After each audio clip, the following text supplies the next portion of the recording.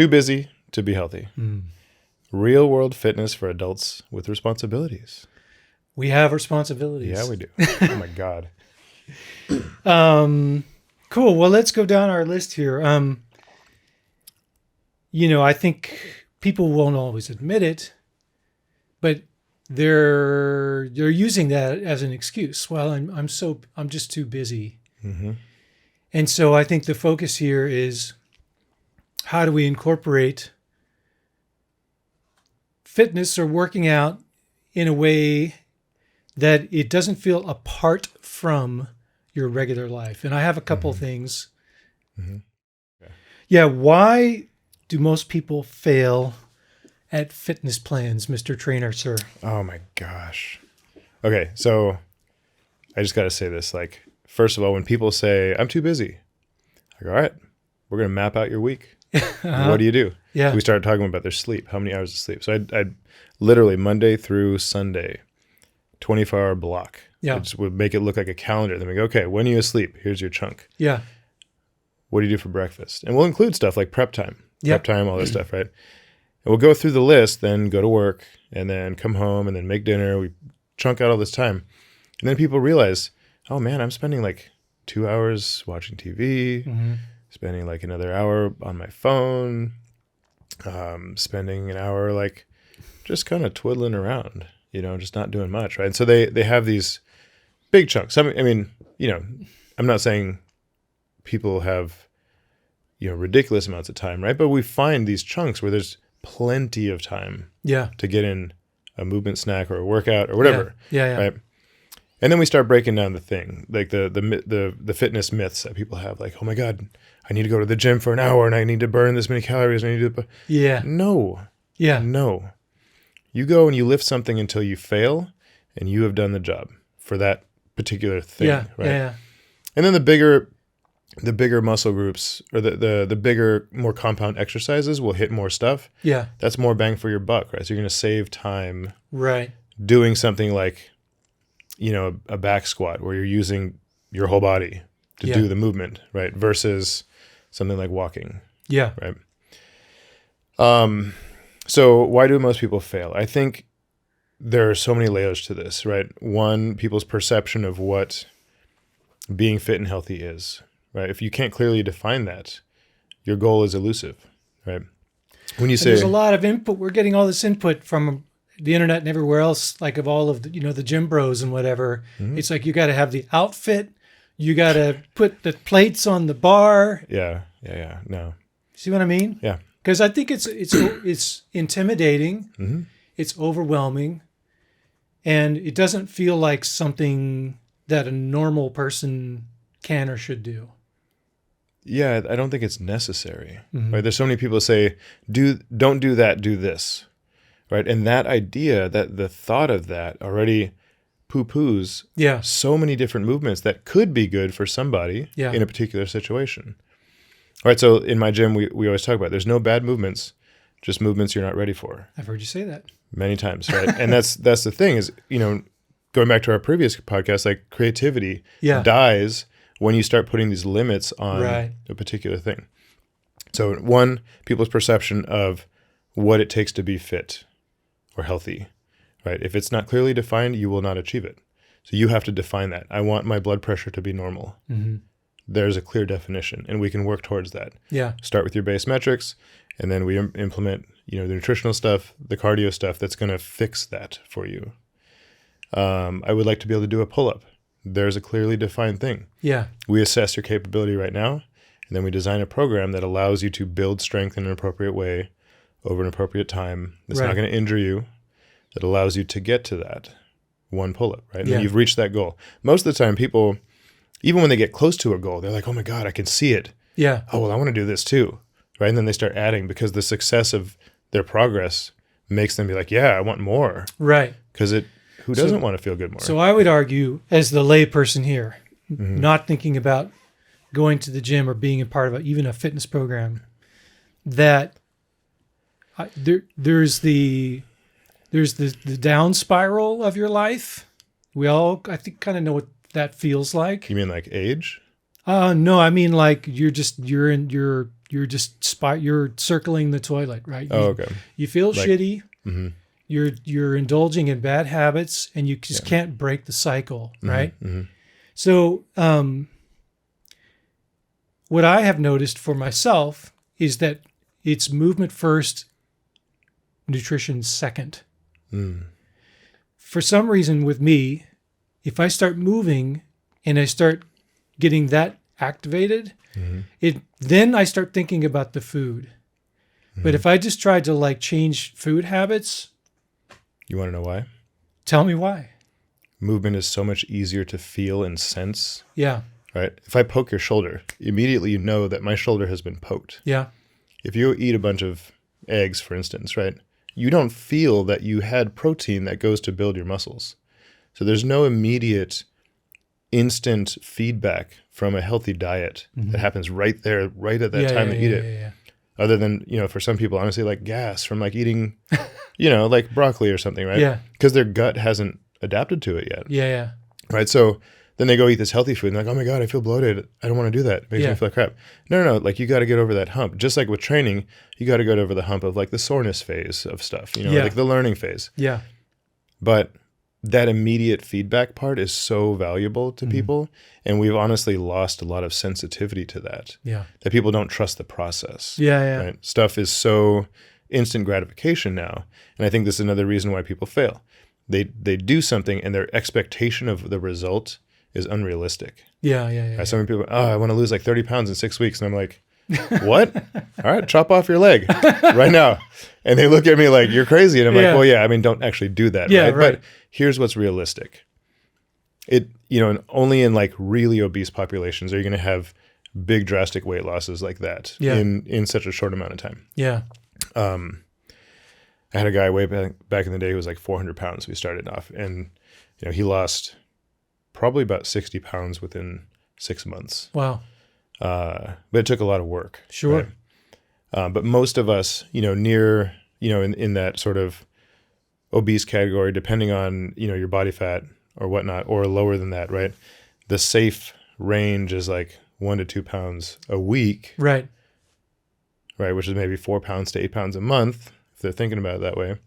And that's after the sort of adaptation phase, which usually takes a month once you've been consistent with nutrition. Yeah. So people don't have it in their head. They're like, oh, I'm doing this thing. I'm sore now. I should be losing weight right now. And it's like, nah, you gotta let yourself adapt, right? Yeah. So the patience thing is another big reason why people fail at just training or program, right? And then like a big one is people just get hurt right off the bat, right? They go in, they go way too they haven't hard. done before.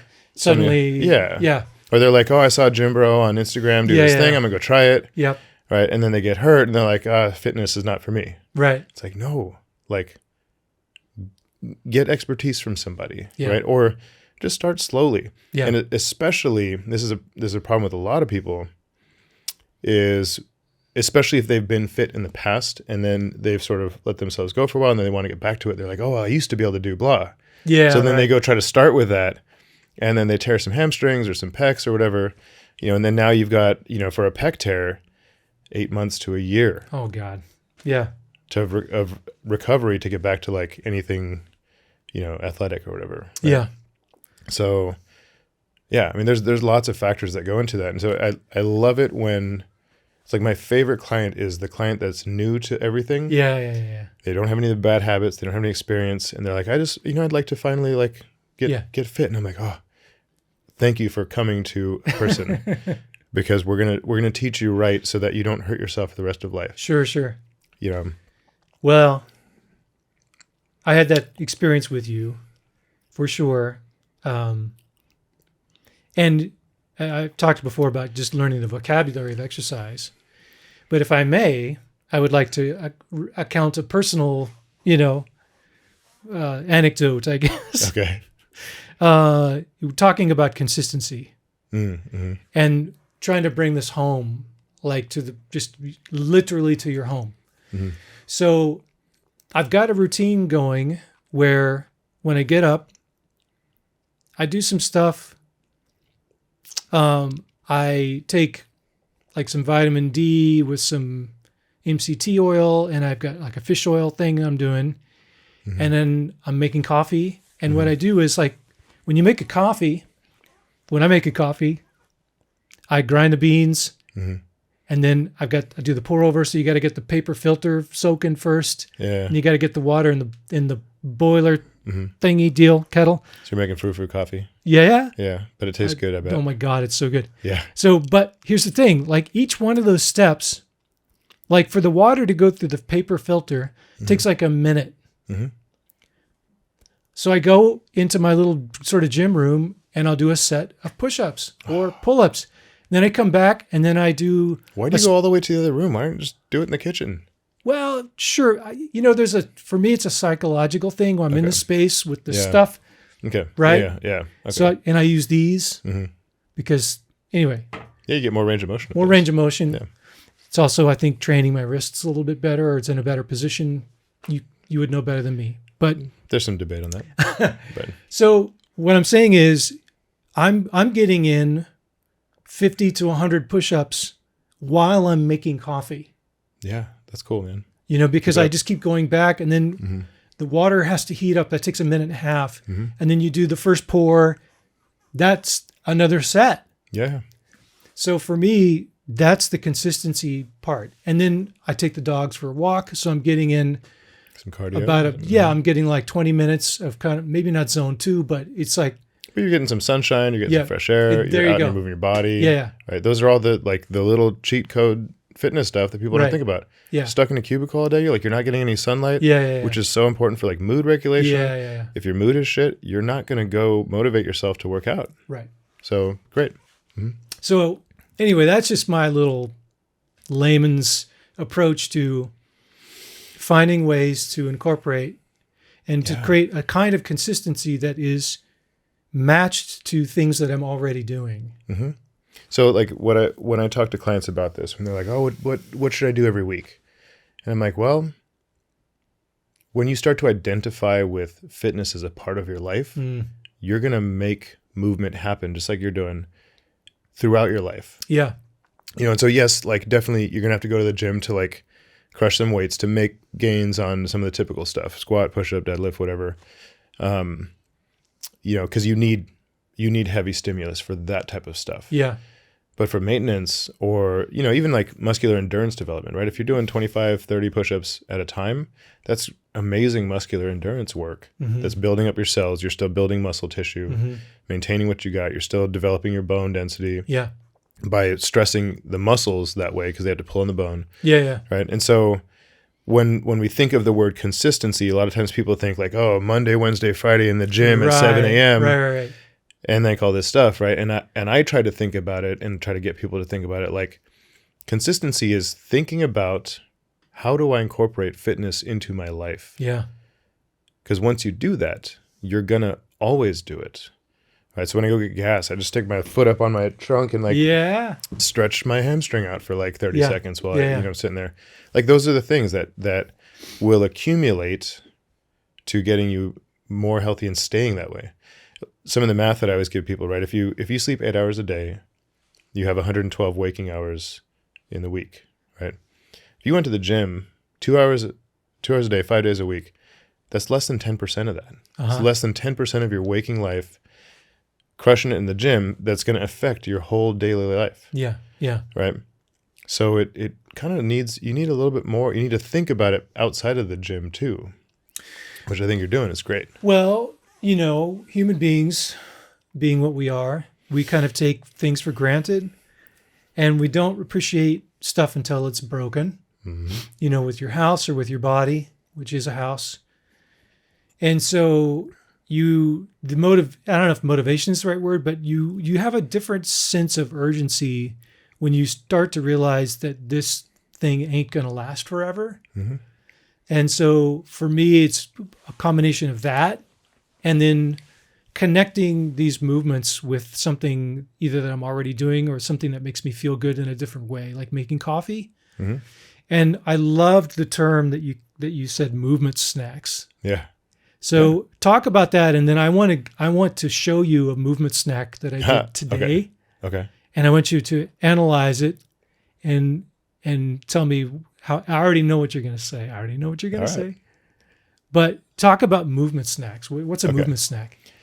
I think it's literally anything that breaks the habit of what you're doing right now, or not habit. Sorry, breaks the stagnant thing that you're doing right now, right? So a lot of people, they're like, "Oh, I've got back pain." Like, well, what are you doing all day? Well, I'm sitting at a desk. Yeah. Okay, that makes sense. I bet you could sit at a desk all day and not feel bad. The second you get up and you start trying to move your body, Right. you feel weird. Yeah. Right? They're telling you your body has adapted to sitting like that, and it's really freaking good at that. And it's not getting good at anything else. Right? Yeah. So then we relate that, okay, right? When you're hungry, you have these, if we all have our normal meals, breakfast, lunch, dinner, right? You kind of have these hunger spikes in the middle, right? So you try to satisfy that with a snack. So in the same thing, when people are, when they're adjusting and they're fidgeting and they're doing this stuff, right? That's your body saying, I need a snack. I need movement. Yeah. Right.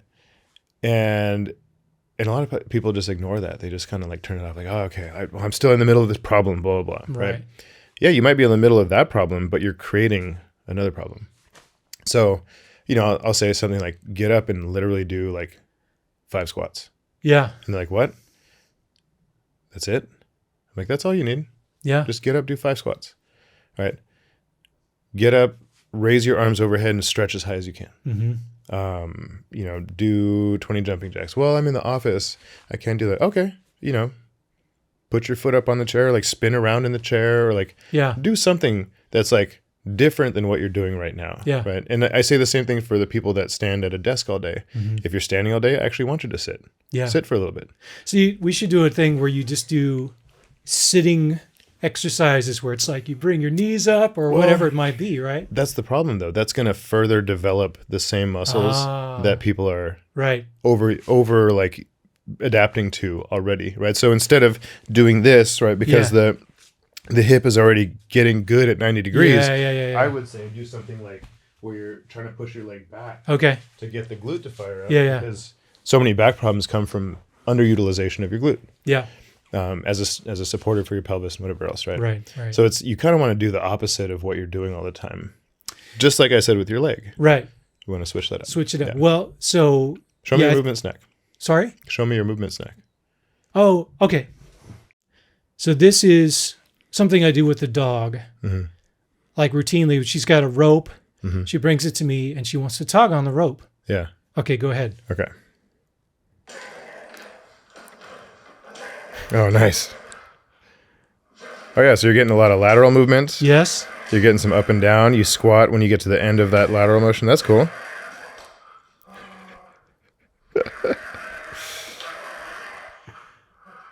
That's great. You got some dynamic movements here. I bet you felt wonderful too after playing with your dog, right?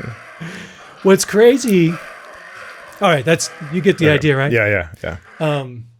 What's crazy about that is that I can do that for just a few seconds and I'm freaking gassed. Yeah. Dude. Yeah. It's crazy. Like So what does that tell you that you're gassed from that? That I should do that more? Sure.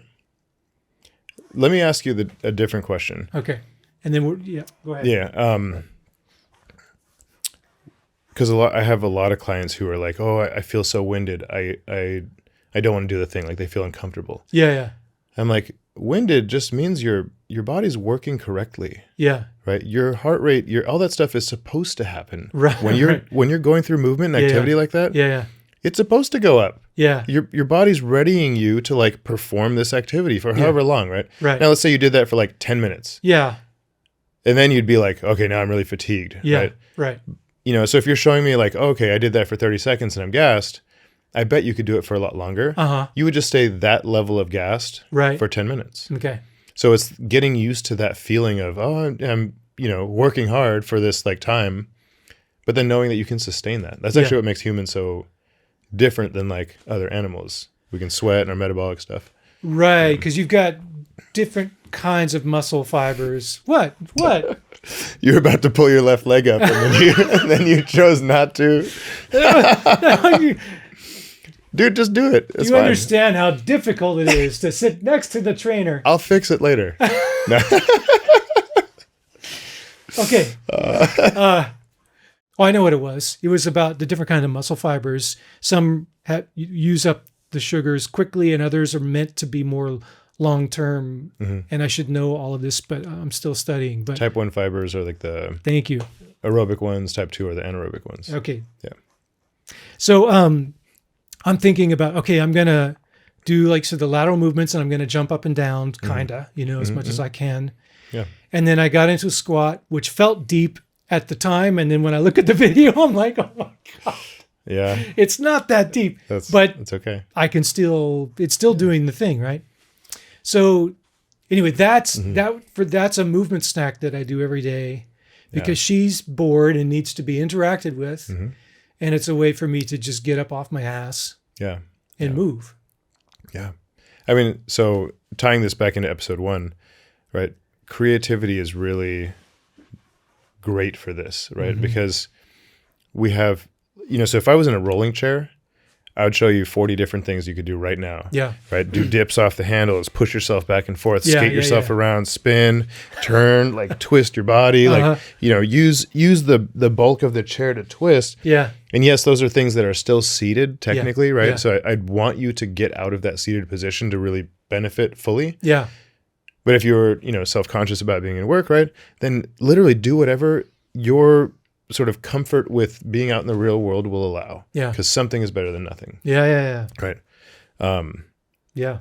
And in the case of, again, movements, there's no wrong thing. Yeah. The thing that you need to do is to break the pattern of what you're doing right now, express movement in a bigger way, hopefully sort of in an opposing way to what you're doing. So if you're sitting, stand, do some back bends, arch your back, instead of being hunched over, because so many people are Yeah.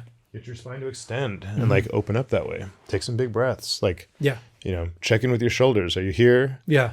Let them relax, Right. Any of that stuff. I think that's all really important. So. Ready to get stronger, healthier, and see real results? At 3Fit, every program is built around you. Our nationally certified coaches create personalized training plans, expert nutrition guidance, and supportive group classes for every fitness level. Start with our popular 6-week challenge and discover why we've been helping people transform their lives for over 20 years. No long-term contracts, just expert coaching and real results. Visit 3Fit today and take your first step toward becoming your stronger self. So I'm studying right now the personal trainer certification. Yep. And there's this term, which I think is really fun. I like saying it. Say it. Say it. Non-exercise activity thermogenesis. So NEAT for short, right? Yes. Yeah. So what is non-exercise activity thermogenesis? It's basically the act of being alive. Okay. Very literally. But not bodily function. That's something else. No, that's still part of it. Yeah. I think so, at least. Okay. I mean, it's when we think of movement, your cells are always moving. Yeah. There's always stuff going on, right? Right. You're transporting molecules here and there. There's movement everywhere in your body at all times, right? Even in the universe, everything's moving. Yeah. So. Very quickly, by the way. Yeah. Right. So when we think of yeah. base metabolic rate and your energy expenditure throughout the day and stuff, there's some really interesting research that talks about now how we kind of have it wrong with assuming that, I'm going to do some activity and then I've burned 600 calories right. and now I get to eat 600 more calories. Right. Mm-mm. That's what the apps do, right? That's what they do. Which right. I'm going to talk about maybe. Yeah. But yeah, you put in your food and it tells you how many calories was, and it has a little exercise thing on there. Oh, I can subtract. Yeah, right. Right? Mm-mm. So the way it works and this makes sense from a physiological evolutionary perspective, right? Because if this happened where these apps are saying it happened like that, right? Everything would die when they don't make their first catch. Yeah. Right? A lion doesn't get the gazelle, it will die because it just expended a bunch of calories. Right. It doesn't have any way to conserve that. It's not taking it in from something else. Yeah. There it goes, right? So that's not how it works. The way it works is we have a base metabolic rate that we're going to pretty much burn throughout the day. So mine is roughly 5,000 calories a day. It's Just to be alive. just to be alive. Yeah. Right? And this has been measured through some really intense, not your standard like impedance scales, like where you stand on it and it tells you thing. Like this was like a isotope water experiment where I had to drink this chemical. It measures like all kinds of stuff, right? I've done this also in bod pod analysis and hydrostatic weighing, right? Okay. Which are like kind of the gold standards. So based on that and like muscle Is that a big mass. salt tank? No, it's just water. And like Okay. you put some scuba weights on and then you Okay. expel all your air. It's not comfortable. It's actually kind of weird. But anyways, right. So I'm burning about 5,000 calories a day, Yeah. which means if I lay in bed and stare at the ceiling all day, Yeah. I'm burning 5,000. Right. If I do like a half marathon run, Mm-hmm. I'm burning 5,100. Really? Yeah. So what does exercise do for us? Yeah. It directs where those calories get spent. Okay. So if you sit around all day, your body's like, cool, I'm going to make fat. Yeah. I'm going to make visceral fat. I'm going to develop your organs. I'm going to, stuff like that, right? It's not much. It's just going to go to like, I'm an animal.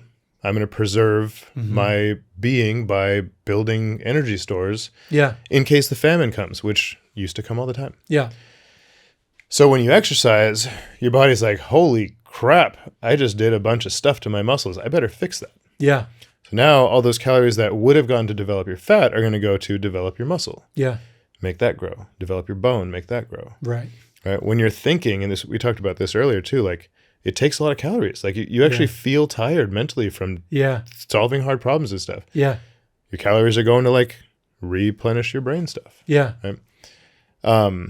So when we think of this concept of like NEAT, non-exercise activity thermogenesis, it really has to do with just being alive Yeah. and like doing Brushing a thing. your teeth. Yeah. Do you brush your teeth on one foot? Do you brush your teeth with your non-dominant hand? Well, Movement snacks. Right. I see. Carrying groceries, carrying your laptop bag, opening a door, right? These are all like, this is an example of a row, Right. right? Oh, okay, cool. I'm gonna do this or push it open. All these accumulated things contribute to that NEAT concept. So this leads us to the idea of incorporating non-exercise movements into your kind of daily NEAT routine. We're talking about standing, walking, fidgeting, like, right? Actually talk about really mindful, purposeful fidgeting. Right. Right? Because you could sit there like this and then you can go like this, right? I'm getting stretch in my glutes and my legs from that. Yeah. You could kind of lean and move your spine and do all these things. Like if you're intentional about that, you're actually getting little movement snacks or like stuff, but it's also keeping your body in motion, which is going to burn more calories. I'm Like pretty put the calories in the right spot. I mean, well, right. They have to go and supply muscle in that moment, as opposed to taking that same energy and storing it somewhere, right? yeah. I'm a kind of a high-strung dude. Drummers were kind of like that, so like we're always, thumper. Yeah. Like I could do that forever, basically, Because you're adapted to it. Yeah. I'm adapted to it. But I do that. Like if I'm just sitting around, I know my daughter does that. She kind of, and I've seen people who, when they sit, the legs always moving, Yeah. So you were telling me the other day that you encourage people to fidget. Yeah. Yeah. Is that what you mean? Yeah. Yeah. Just like anything that keeps you in motion. I do the same thing. I tap my feet like this. Yeah. I'll kind of like tap my hands. This is going to be the most nervous episode ever because we're going to be like, yeah. But if we do it, then we can go eat a gigantic piece of cheesecake afterwards. I mean, you could anyways. It's your choice. You just have to accept the consequence of that, which is also what I tell clients. Like, you can eat whatever you want. Yeah. You just have to accept the consequence of your choice. Right? Yeah. Do you want to be the weight that you want, or do you want to enjoy the cheesecake for 5 minutes? Anyways. Yeah. So, like any movement, and this is my philosophy. Like I actually walk around my gym with the weight vest on. I got some ankle weights. Like I do extra stuff like this. I'll do that while I'm like vacuuming, Yeah. right? Because now I'm doing this thing where I'm vacuuming. I've got to already move my arm around. I got to walk around the house. See, Just make it a little bit harder. that's And then, perfect for I'm too busy to be healthy. yeah, right? Because you have to do those things anyway. Put So you on the might weight as that- well yeah. turn it into something that can be movement based. And, you know, it also connects to when you start to lose weight, now your body doesn't have to carry around, let's say 10 or 15 pounds. So you got to put on the weight vest because you got to tell your body like, nah, we still need to like, you know what I mean? Because you'll kind of plateau. Is that true or not really? Yeah. So theoretically, if you're paying attention to your body, your energy needs are going to change as your mass increases or decreases. Right. Exactly. And we can sense that. Most people don't sense that because they don't pay attention to it, because their focus is on like, oh, what does this taste like? Yeah. Or, you know, am I satisfying my cravings, right? So they will hyper focus on the craving and the thing, and not how their body feels before, during, and after. Mm-hmm. So it's hard to reinforce that kind of thing, right? So,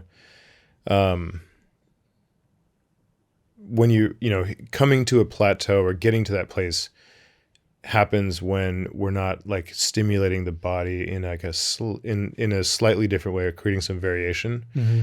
And that can happen within the same thing, right? So let's say you're doing deadlifts and you do the same weight and then you hit a number. So you get to like 10 deadlifts at 100 pounds. If that's all you do, that's all your body will ever do, because you're not changing it, right? Yeah. So then people go like, oh, okay, well, we got to go up in weight and then maybe down in reps, which is a pretty standard progression. And it works, right? So tell me this then. If we're trying to come up with ways to benefit our bodies on the daily, things that we fold into daily life, we're not talking necessarily about like building muscle. We're just talking about like either maintaining or staying lean or whatever it is. Do you plateau in those activities as well? Like, what do you have to do something to sort of progressively overload, you know, making your coffee in the morning or something like that? What's the difference between plateau and maintenance? Yeah, good question. Mm-hmm. So when you hit your goal, Yeah, and you're content with that goal, yeah, then you maintain that, okay. and that's okay. So that's really more of a framing thing. Yeah, Right? Yeah, absolutely. yeah. Right. So, but you know, going back to that first example of changing the weight, decreasing the reps, whatever, something that gets overlooked is like, how do you perform it? Fast, slow, rotation? Like, what are the components are you putting into that to change, right? So a lot of times people even hit plateaus even when they change their weight and the rep scheme, Yeah, because their body is not getting stimulated in a different way. So if we change things like the stability of the movement, are you doing it on the ground or on one leg or on a Bosu ball or something like that?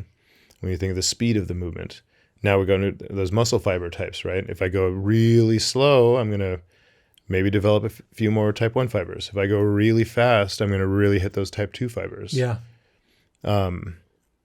You know, so like those are some other elements that you could change, and that's including in daily life. yeah. Am I going to, you know, do the dishes? Well, maybe that's not an example.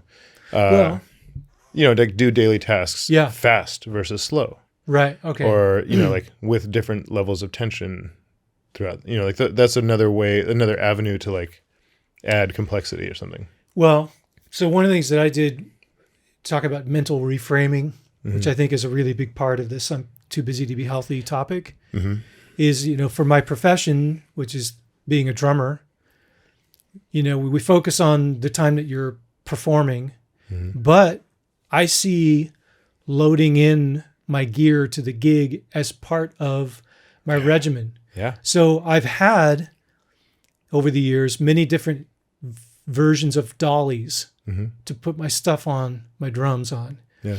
And sometimes it's just absolutely necessary because of how far. But in the last few years, I haven't done it. I have a lot of parts and I have the hardware that like all the cymbals and everything. Yeah. And I've helped you set down from sets before. Yeah, it's It's a lot. It's a lot of trips. It's a lot of trips, and it's, you know, there's some mass there. Yeah. So I have 2 bags with the hardware, and what it is when I have to pull them out of the car. Yeah. And they have to walk in, and it's like a farmer's carry. Yeah. That's great. Right? So I And same thing with like picking up and carrying the bass drum, whatever it might be. I'm trying to reframe and with good form, make loading in part of my neat. Yeah. I mean, it's sort of borderline training, but it's really just something I would have to do anyway. Yeah.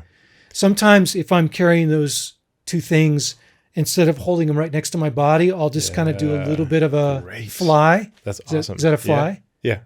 Or Right. lateral raise or whatever. Right. So then it gets freaking hard when you go Yeah. away from your body just a little bit.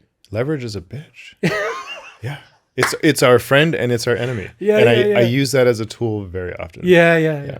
Okay, so this reminds me of an amazing study about reframing, right? Yeah. They took a bunch of hotel room service staff. Okay. Right? And they split them in two groups. And one group, they said, when you're picking up the bed and you're picking up the garbage and stuff like that, that's like exercise. Yeah. You guys are training your bodies, right? And that is the only change they made. They put that in their head, that like these movements that they're doing, pushing the cart, pulling, loading, stocking, all this stuff, reaching, bending, that's all exercise. Yeah. Absolutely everything else was the same. Right. No change in nutrition, no change in outside activities. No, like, because they track with surveys and stuff. What are you doing before and after, right? And the other group, they said nothing. They said, all right, we're just going to monitor your vitals over the next 6 weeks and whatever, right? And the group that was told that what they're doing is exercise improved in muscle, bone density, fewer injuries, and they're like their body composition improved just from that. Like no change in anything else. It's just the perception. And this is why, earlier I said something about we have to identify with being a movement person. Because when you put that and you make that a part of you, now everything becomes exercise. Everything becomes stuff that's like gonna make you healthy. That's why when you go to the grocery store, you should buy the cheap ass brands that are on the bottom shelf, not the name brands that are on the middle shelves where they have better marketing campaigns. No, you're just walking lunges down the aisle, and that way you're getting the. But I do that, right? Like if I see the can of beans on the bottom shelf, I'm like, here we go, baby. Yeah, Squat. And try to do it with good form and all the things, right? Yeah. Yeah, that's really cool. So how do you balance like gigs and sleep and like production work? I mean, you're sitting at the desk, dealing with like you're listening to people. Like, how do you do that? Yeah, well, I think because of the work I've done with you and just making it part of my consciousness, I'm trying to take those movement snacks. And I think also it's just a little bit about listening to your body a little bit more, being more aware and sort of realizing like, oh man, this kind of feels tight. Maybe roll it out or stretch it out or do something or actively resist so that I can get that muscle to kind of let go, So all these things that you've taught me, I feel like I have at least some ammunition, throughout my daily life when I have ways that I can combat some of that stuff. But just like I showed you with the dog or whatever. That looked fun. Yeah, it's fun. It definitely gets my heart rate going, which I like. Yeah, I think the movement snacks, and then I think, just like you said, reframing my attitude towards just doing the thing that has to be done, and doing it maybe with a little better form, and then doing it in a way that challenges yourself as opposed to just getting the task done. Yeah. Right? So like your client comes in and says, I'm too busy to work out. And you go, great. Tomorrow, when you take out the trash, instead of taking out the trash like this, I want you to take out the trash like that. Yeah. No? There's definitely stuff like that. Yeah, absolutely. I mean, that conversation gets built in as we go. Yeah. Because as I learn more about their habits, like I can't get all that information in session one, right? Yeah. So we'll talk about some of those things, but when I think about the busy client, I'm like, okay, we're going to start with one thing, right? Because we really can only change one variable at a time. It's the way math works, right? You can only figure out for one variable, right? So fitness is the same thing. So we go, okay, what can you do? What can you do consistently? And then they'll say, oh, well, I can do 2 days a week of like 20-minute jog. I'm like, okay, so you're going to do 1 day a week for 10 minutes. And they're like, what? And I'm like, I just say it like, you're not grounded in reality yet. You don't have a habit. Interesting. You need to start with Yeah. something that you will actually absolutely do. Right. So we're going to cut that in half. Yeah. And they kind of like, what? Are they offended ever? I mean, sometimes, but I'm like, that's a 1,000,000% more than what you're doing right now. Right. Like, what makes you think that's what you want to do? Yeah. That's not what you're going to do. Yeah. And I call them out because, it's not a judgment thing. I'm not saying you can't do it. Yeah. I'm saying you won't do it because you haven't built that in yet. Right. So we got to start at a place that's reasonable. So, when someone comes to me and says, I want to do this thing, it's like, okay, what are you doing now? The next plausible step is this. Yeah. Not that. Right. And it feels like, well, it's not going to do anything. It's like, well, no, it will, because over time, as we layer thing upon thing upon thing, it's not going to shock your nervous system. Yeah. It's not going to shock your body so hard that you're like Yeah. so sore you can't move the next day. No one normal is going to work out after, if they've got like such bad soreness, they're like, I can't move. No, we're still animals. Like there's a reason why that happens. And if they don't incorporate those things slowly, the brain actually can't adapt. This is another reason why like yo-yo diets don't work. Yeah. People lose a ton of weight and then their nervous system and their brain literally freaks out and just crazy upregulates their hunger response because they're like, I'm going to die, when they lose all this weight. And then they gain more weight than they had at the beginning. Right. Because it's such a shock to their nervous system. Yeah. And they don't think about it that way. Like, oh my God, I have no willpower or whatever. Or like, I'm tired of this thing. No, like you need to understand how this, like the whole system works and then set yourself up for success. And that's not going to come through like deprivation or going from no days a week workout to 5 days a week workout or stuff like that. That's unreasonable. Yeah. You got to think about this from this is a life change, not a 3-month change. Yeah. Life. Yep. You're not too busy to life. Yeah. Yeah. Yeah. Thanks for spending some time with us on the Mind, Muscle, and Music podcast. If you enjoyed today's conversation, please subscribe, leave a review, and share the podcast with someone who could use a little more mind, muscle, or music in their life. We'll see you next time.